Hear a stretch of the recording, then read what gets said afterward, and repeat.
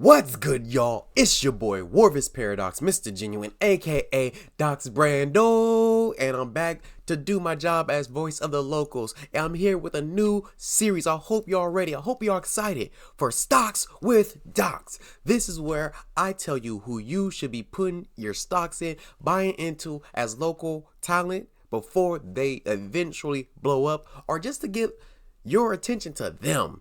These are the people you should be on the lookout for, right? Fairly simple.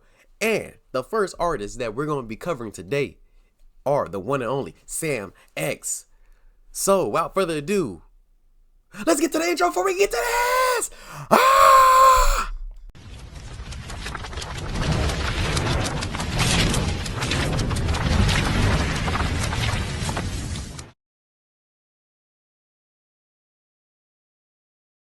Now, if you don't know already, Samnx is a rap group out of Phoenix, Arizona that I have covered on about multiple occasions on this channel. At least they have their full dedicated Warvis review video over their EP Stare at Me Naked, as well as K-Dro's solo album with Catalyst back on the bender. Samnx consists of K-Dro, Full Court Pluto, J Steady, Shy Reese, and the boy Lance Silver. And when you combine them all together, you get one of the hottest groups in Arizona, and I truly mean that. Nothing but talent is running within this group. Now, reasons why you should be buying your stocks into Samnx. It's not that hard, I promise you. Number one, we got group. It's not often that we have a rap group of this caliber nowadays. Rap groups just kind of die off pretty fast. It's not the same as it once was. Honestly, I feel like there was way more groups that were prominent, truly prominent in the early I would say early 2000s is at its peak. Early 2000s was like the highest it's ever been, and then you go backwards into the 90s as well. So like there was a run of groups, and it has not been to this extent. They're rare, honestly. And on an individual level, what group can you say in hip-hop that has an in-house producer like K-Dro, who has an in-house DJ like J Steady, who has even a guitarist in Shy Reese? Like, this is one of the most diverse groups we've ever seen, period. And they use each of their individual talents within the group, and it's highlighted within the performance, it's highlighted within the albums. Everything is highlighted within them, and then that leads to creativity like no other. I think the way they produce tracks, the way they're sampling, the way that they're using snippets, all that is ingenious, and is something that we're not really seeing. But like, this is what happens when you get a young group that's gotten to absorb everything from the past, respects the past, but trying to move forward. So that goes into me thinking about how authentic they are. Just to list off some of their inspirations, we have Wu-Tang, we have Outkast, we have Paris, Texas, we have Kanye West. I'll probably say Playboy Cardi is one of theirs as well. But with all of that, they have not, their inspirations have not taken over their artistry, if you will. Like, you could be inspired by an artist, respect an artist, champion an artist, but I feel like as artists, you can't let them take over your sound, for you can sound like a clone of them. Like, I'm just hearing them. They sound like themselves. K-Dro sound like K-Dro, Pluto sound like Pluto, Steady sound like Steady, Reese sound like Reese, Silva sound like Silva. And I know that sounds simple, but like, when you hear them on these tracks, each of them stand out on these songs. You know who you're listening to, which is a great factor to have. Then we get into how cohesive they are. They definitely move like the unit. Whenever they link up with Kristen and get the uniforms on, they got these whole jumpsuits, walking around with Samnx on the back. Them niggas are a unit. They are locked in. I feel like when it comes to the back and forth, you don't get that too often in hip hop nowadays. I feel like the back and forth and bars and song is so cool. It's one of the best things you can see, and they're bringing that back to prominence, right? I think the way they create their projects, they definitely lock themselves in and be up all times of the night when creating their music, and you could tell that they put their blood, sweat, and tears into it. So everything is just like perfectly intertwined, right? Then we get into how inventive they are with their projects, right?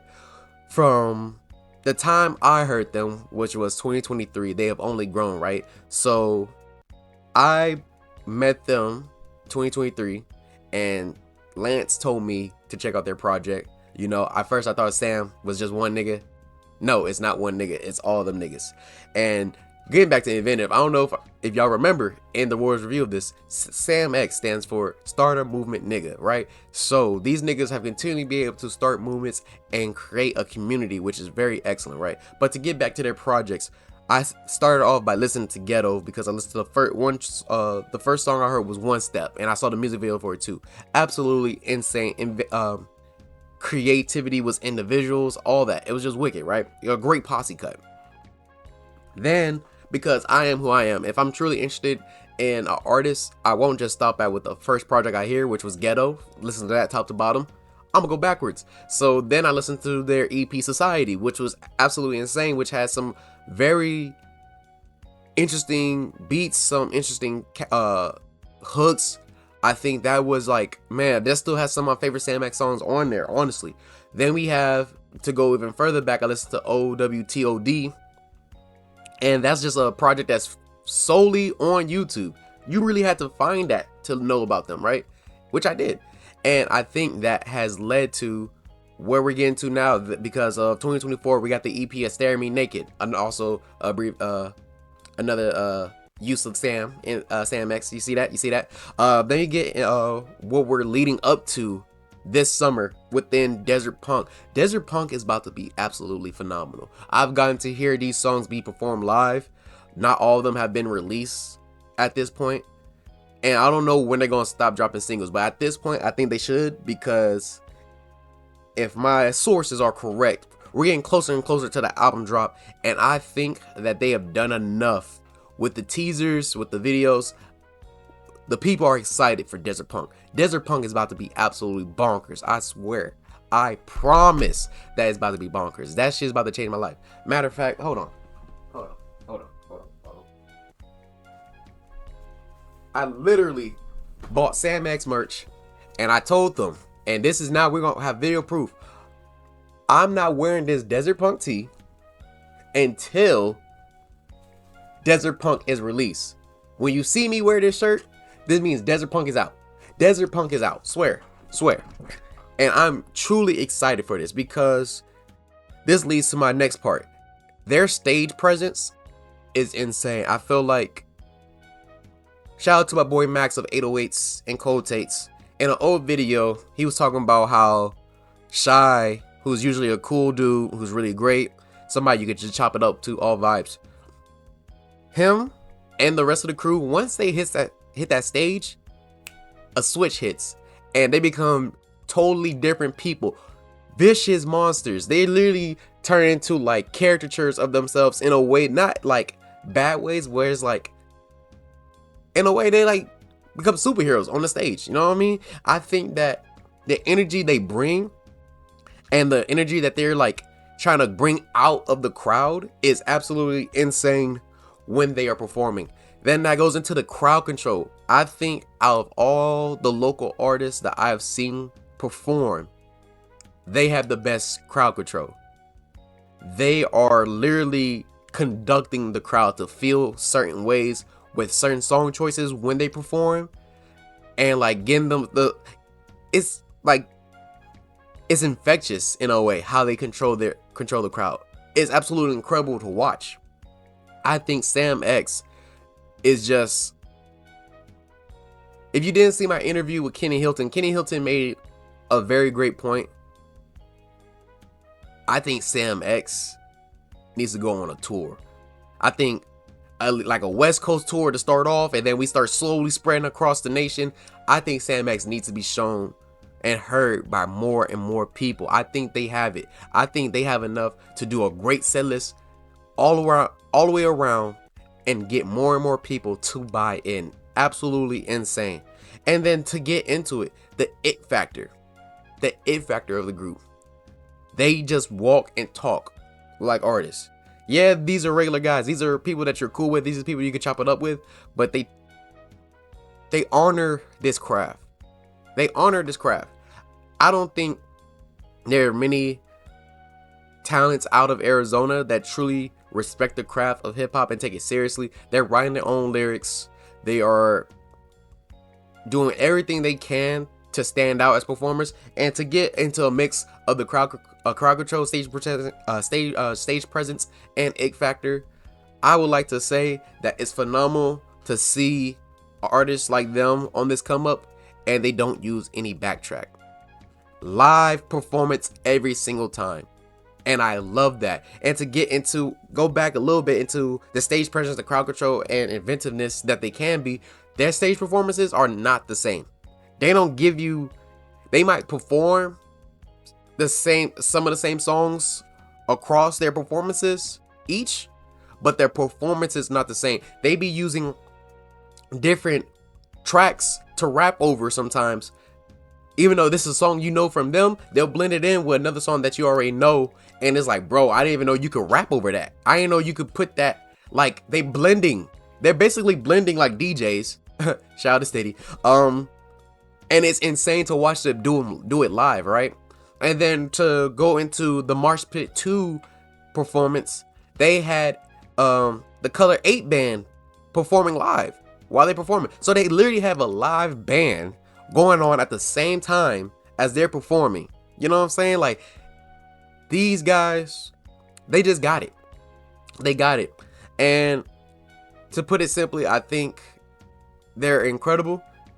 I think they have it within them to take over. And I think the problem that they have right now is that even though they should have been bigger by now, in essence, right?